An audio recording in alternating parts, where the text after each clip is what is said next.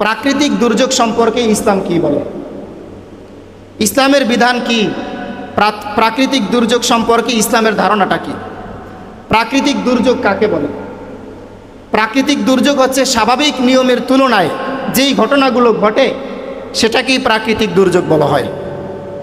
স্বাভাবিক নিয়মে যেরকম এই বাতাস যখন স্বাভাবিক নিয়মে চলে তখন এই বাতাসটা আমাদের জন্য রহমত স্বরূপ, কিন্তু এই বাতাসের তীব্রতা বেগ যখন বেড়ে যায় 60 কিলোমিটার বেগে, 120 কিলোমিটার বেগে, 200 কিলোমিটার বেগে, 180 কিলোমিটার বেগে যখন বেড়ে যায় তখন এই বাতাসটা আমাদের জন্য আর রহমত থাকে না, এটা আমাদের জীবনটাকে বিপর্যস্ত করে ফেলে। এটা আমাদের জন্য অনেক সময় সতর্ক বার্তা হয়, অনেক সময় আযাব এবং গজব হয়, ঠিক কিনা বলেন? তাহলে এই প্রাকৃতিক দুর্যোগ কাকে বলে? এই স্বাভাবিক নিয়মের ব্যতিক্রম যে ঘটনাগুলো হয় এগুলাকেই প্রাকৃতিক দুর্যোগ বলা হয়।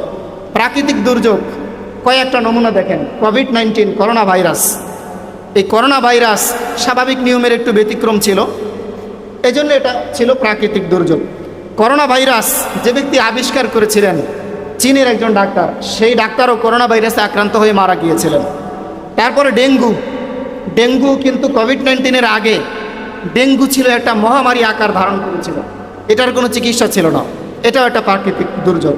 ফ্লাড, বন্যা, এই যে বন্যাগুলো হয় আমাদের দেশে প্রতি বছর, বন্যায় লক্ষ লক্ষ মানুষ ক্ষতিগ্রস্ত হয়, এটা স্বাভাবিক নিয়মের তুলনায় ব্যতিক্রম ঘটনা বিধায় এটাও হচ্ছে প্রাকৃতিক দুর্যোগ, এই বন্যার কারণে মানুষ ক্ষতিগ্রস্ত হয়।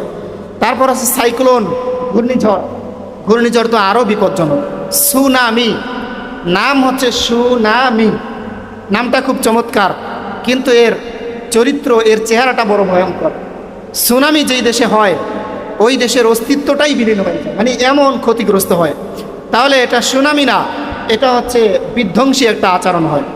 তারপর হচ্ছে আর্থকোয়েক, মানে ভূমিকম্প, ভূমিধস, এই যে স্বাভাবিক নিয়মের ব্যতিক্রম যে ঘটনাগুলো ঘটে এগুলোই হচ্ছে প্রাকৃতিক দুর্যোগ। এই প্রাকৃতিক দুর্যোগগুলো কেন আসে প্রাকৃতিক দুর্যোগগুলো? এক নাম্বার কারণ, আমাদেরকে পরীক্ষা করার জন্য আল্লাহ তাআলা প্রাকৃতিক দুর্যোগ দিয়ে দেয়।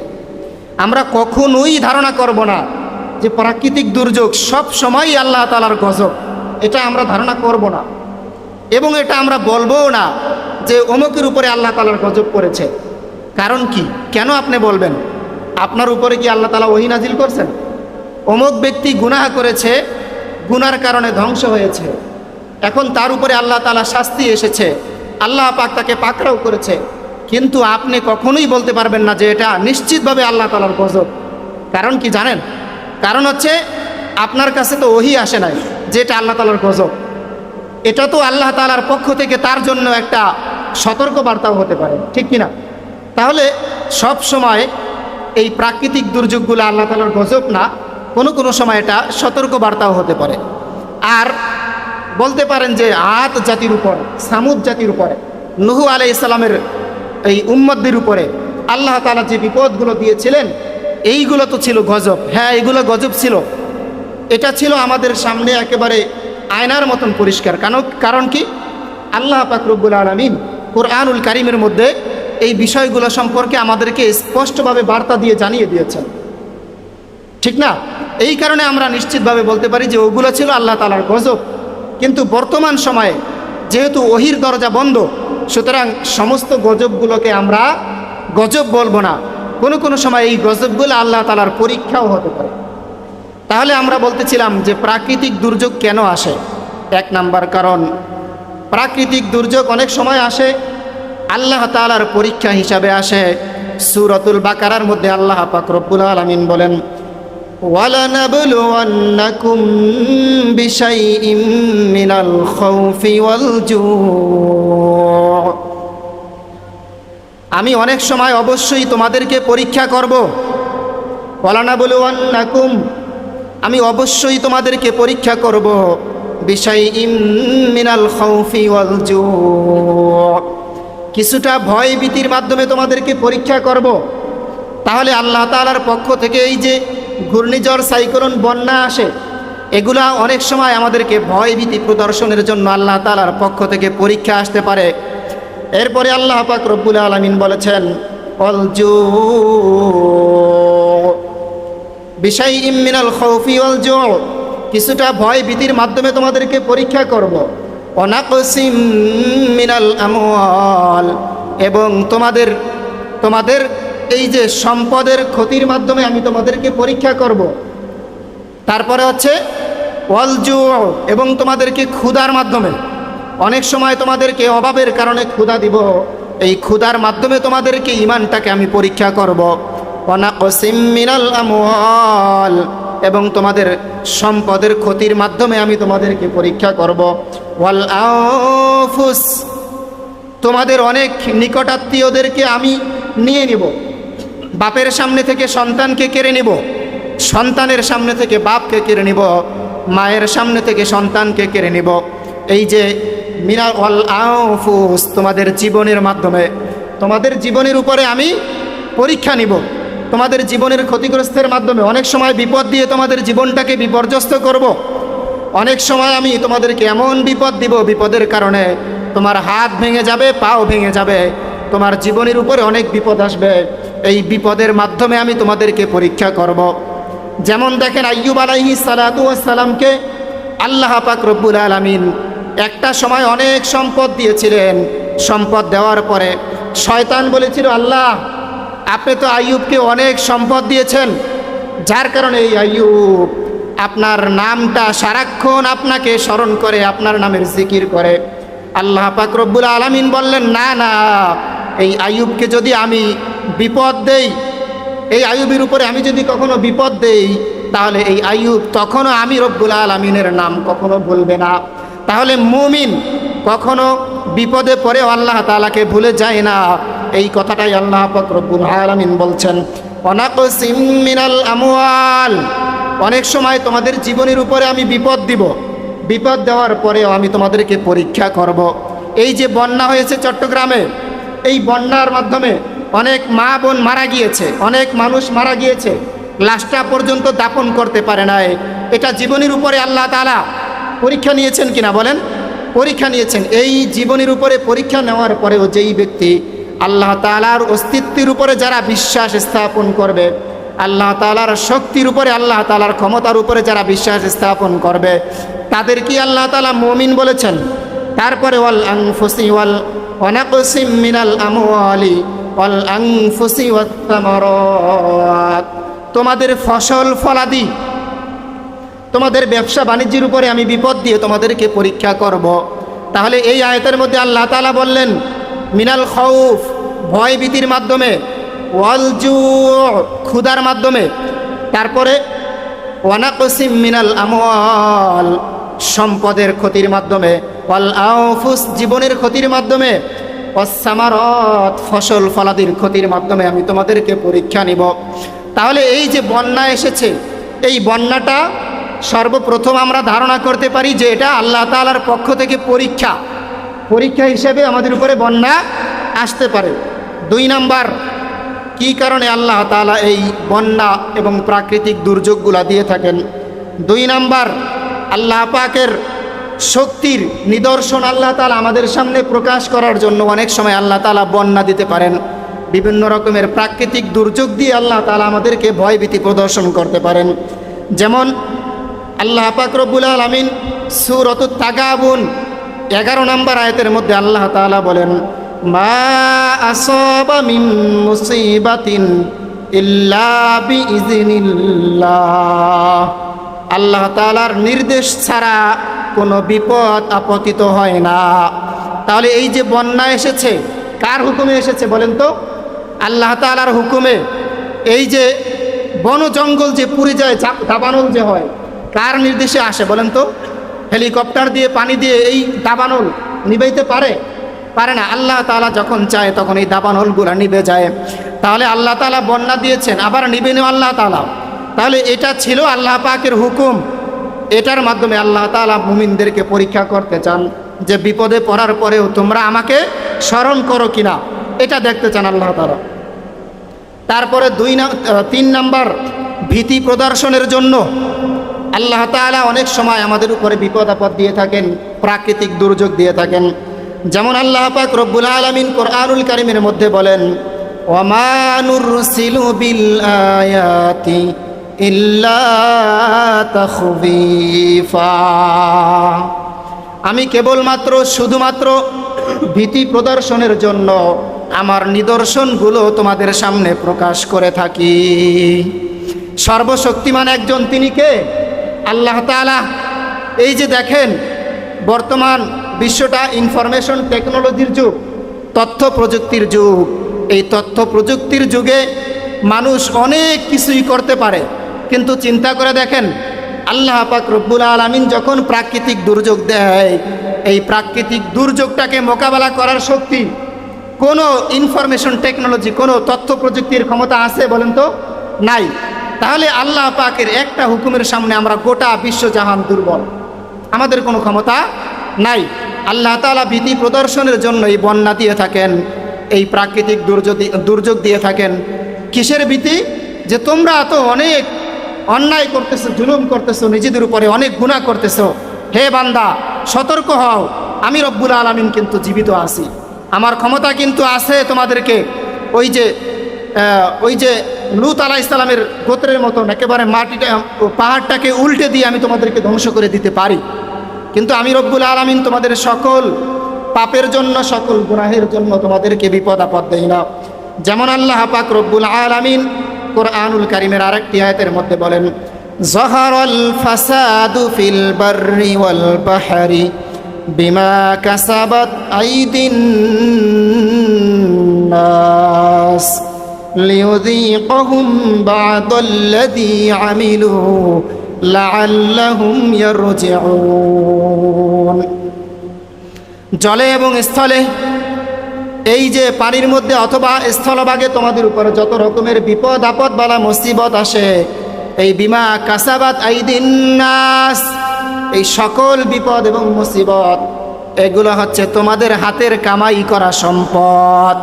কারণ আমি রব্বুল আলামিন, তোমরা যত গুনাহ করো, তোমাদের গুনাহের কারণে, সকল গুনাহের জন্য আমি রব্বুল আলামিন কখনোই তোমাদেরকে পাকড়াও করি না। আমি রব্বুল আলামিন যদি তোমাদেরকে সকল গুনাহের জন্য পাকড়াও করতাম, তাহলে তোমরা আর বেঁচে থাকতে পারতা না, তোমাদের অস্তিত্বই থাকতো না।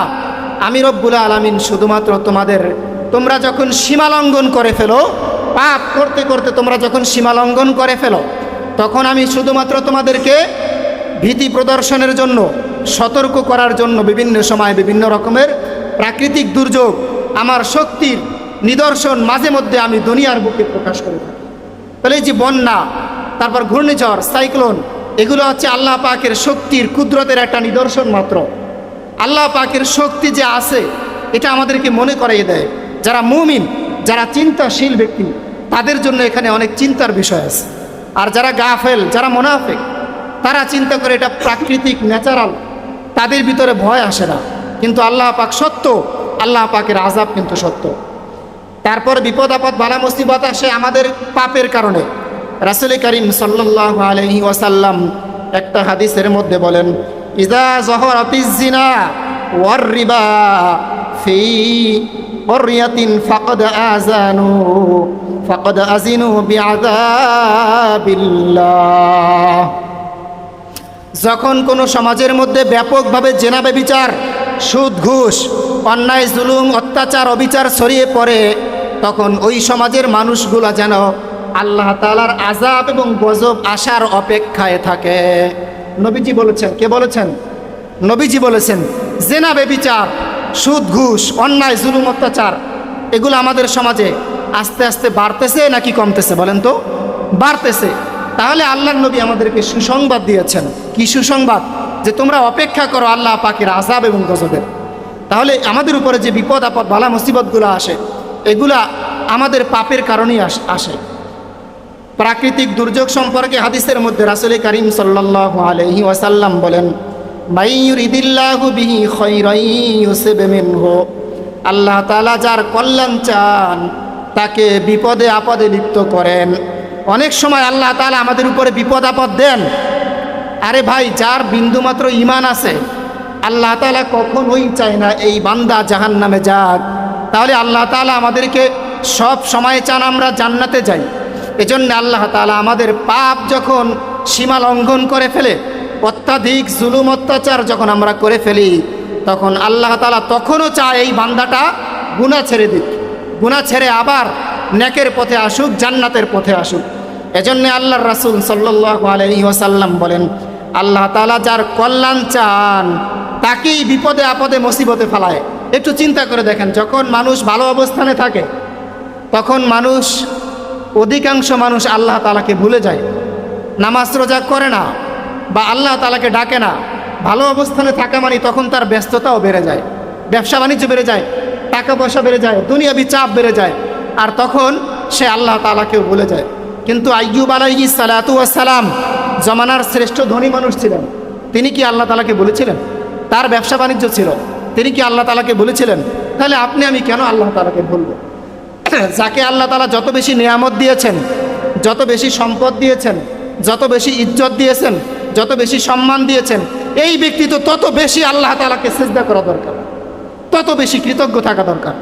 কিন্তু আমাদের সমাজে দেখা যায় উল্টা বিষয়। যখন গরিব থাকে তখন আল্লাহ তাআলাকে সিজদা দেয়, তাহাজ্জুদ পড়ে, নফল নামাজ পড়ে, রোজা রাখে তার এই দারিদ্রতা বিমোচনের জন্য। কিন্তু যখন আল্লাহ তাআলা তাদেরকে দারিদ্রতা বিমোচন করে সম্পদ দেয়, তখন এই মানুষগুলা কেমন জানি আল্লাহ তাআলাকে ভুলে যায়। নাউজুবিল্লাহি মিন যালিক। আল্লাহ তাআলা আমাদেরকে হেফাজত করুক। তাহলে বিপদ আপদ বালা মুসিবত যে আসে, এগুলো অনেক সময় আল্লাহ তাআলা আমাদের কল্যাণ চান বিধায় আমাদের উপরে আসে। প্রাকৃতিক দুর্যোগগুলা প্রতিকার করার ক্ষমতা কিন্তু আমাদের হাতেও আছে। প্রাকৃতিক দুর্যোগ দেয় কে? আল্লাহ তাআলা। এটা রক্ষা করার ক্ষমতা আমাদের কাছে আছে। বিষয়টা একটু অন্যরকম হয়ে গেল না? আমরা মানুষ, আমাদের কি ক্ষমতা আছে প্রাকৃতিক দুর্যোগ মোকাবেলা করার? কিন্তু না, আছে। আল্লাহর হাবিব সাল্লাল্লাহু আলাইহি ওয়াসাল্লাম বলেন, এই যে একটু আগে যে হাদিসগুলো শোনাইলাম, যখন তোমাদের সমাজের মধ্যে জেনা ব্যভিচার, সুদ ঘুষ, জুলুম অত্যাচার, অন্যায় বেড়ে যায়, তখন তোমাদের উপরে আল্লাহ পাকের পক্ষ থেকে আযাব এবং গজব আসে। তাহলে আমরা এই হাদিসের মাধ্যমে জানতে পাই যে আমরাও প্রাকৃতিক দুর্যোগ ঠেকাইতে পারি। কোন কোন পদ্ধতিতে আমরা প্রাকৃতিক দুর্যোগ ঠেকাইতে পারি? এক নাম্বার পদ্ধতি, আল্লাহ তাআলার উপরে দৃঢ় আস্থা এবং বিশ্বাস স্থাপন করা, যে আল্লাহ তাআলা বিপদ দেয় আবার রক্ষাও করে একমাত্র আল্লাহ পাক রব্বুল আলামিন। দুই নাম্বার পদ্ধতি, ওই যে হাদিসে রাসূল বলেছেন, সুদ ঘুষ জেনা ব্যভিচার যখন বেড়ে যায় তখন তোমরা প্রস্তুত থাকো, তোমাদের উপরে আল্লাহ তাআলার আযাব এবং গজব আসবে। এটার জন্য ওয়েট অ্যান্ড সি, তোমরা অপেক্ষা করো এবং দেখতে থাকো। তাহলে প্রাকৃতিক দুর্যোগ, এই আযাব এবং গজব ঠেকানোর চিন্তা এবং ফিকির আল্লাহর রাসূল আমাদেরকে নিয়ে করেছেন এবং পদ্ধতিও বলেছেন কি, যে তোমরা সুদ ঘুষ জেনা ব্যভিচার, অন্যায় জুলুম অত্যাচার, অন্যায়ভাবে কোনো মানুষকে হত্যা করো না। এই সমস্ত গুনাহ থেকে বেঁচে থাকো, দুনিয়ার বুকে তোমরা শান্তিতে থাকতে পারবা। আল্লাহ তাআলা তোমাদের উপরে কোনো বন্যা দিবেন না, ভূমিকম্প দিবেন না, তারপরে সাইক্লোন দিবেন না, টর্নেডো দিবেন না। এগুলো আসে কি কারণে? আমাদের পাপের কারণে। আমরা যদি পাপ ছেড়ে দিই তাহলে এই পৃথিবীটাকে শান্তিময় করে দিবেন কে? আল্লাহ পাক রব্বুল আলামিন। তিন নাম্বার পদ্ধতি, তওবা ইস্তেগফার করা। যখন আল্লাহ তাআলার পক্ষ থেকে আযাব এবং গজব আসে, এগুলো তো অনেক সময় সতর্ক বার্তা হিসেবে আসে মুমিনদেরকে। আল্লাহ চায় যে বান্দা যতটাই সীমা লঙ্ঘন করুক, কিন্তু আমার বান্দা যেন জাহান্নামে না যায়। এজন্য আল্লাহ চায় সব সময় যে ছোট্টখাটো কিছু একটা বিপদ দিয়ে আল্লাহ তাআলা চায় যে বান্দাটা আবার আমার কুকুরকে সেজদা দেবে। এজন্য আমরা যত গুনাহই করি না কেন, অন্যায় করি না কেন, নামাজ ছাড়বো না। আমাদের তিন নাম্বার পদ্ধতি হচ্ছে তওবা ইস্তেগফার করা। আল্লাহ, আমরা ভুল করেছি, অন্যায় করেছি, আমাদেরকে আপনার আযাব এবং গজব থেকে আমাদেরকে হেফাজত করুন। একটু চিন্তা করে দেখেন, পানির ট্যাঙ্কির ভিতরে পচা মরা একটা ইঁদুর পড়ছে। এখন আপনি এই পানিটাকে পরিষ্কার করবেন, কিভাবে করবেন? আপনি বালতির পর বালতি এখান থেকে পানি ফেলে দিচ্ছেন, বলেন তো তাতে কি এটার কাজ হবে? হবে না। আপনার কি করতে হবে? এই পচা মরা গলা ইঁদুরটাকে আগে সরাইতে হবে, তারপরে ফ্রেশ পানি দিয়ে ধুইতে হবে। তাহলে আমাদের জীবনের ভিতরে এই জেনা ব্যভিচার, অন্যায় অপরাধ জুলুম, অন্যায়ভাবে আমাদের আল্লাহ পাকের কবিরা গুনার মধ্যে আমাদের জীবনটা ছেয়ে গেছে। এখন আমরা যদি তওবা ইস্তেগফার না করি তাহলে আমাদের উপর তো আযাব গজব এবং বিপদ আসবেই। আল্লাহ তাআলা আমাদেরকে বুঝার এবং আমল করার তৌফিক দান করুন, আর এই বন্যায় ক্ষতিগ্রস্ত মানুষের পাশে দাঁড়ানোর তৌফিক দান করুন। এই বন্যা যারা ক্ষতিগ্রস্ত হয়েছে, আমাদের যদি গিয়ে এখানে সরাসরি ইনভলভ হওয়ার তৌফিক যদি নাও থাকে, সময় যদি নাও থাকে, আমরা অন্তত পক্ষে এখান থেকে যারা কাজ করতেছে তাদেরকে আমরা সহযোগিতা করতে পারি, তাদেরকে আমরা আমাদের সর্বোচ্চটুকু দিয়ে এই বানবাসী ক্ষতিগ্রস্ত মানুষের পাশে দাঁড়াবো ইনশাআল্লাহ। আল্লাহ তাআলা আমাদেরকে তৌফিক দান করুন। ওমা তৌফিকি ইল্লা বিল্লাহ, হাযা মা ইনদি ওয়াল ইলমু ইনদাল্লাহ, আলাইহি তাওয়াক্কালতু ইলাইহি উনীব। আসসালামু আলাইকুম ওয়া রাহমাতুল্লাহ।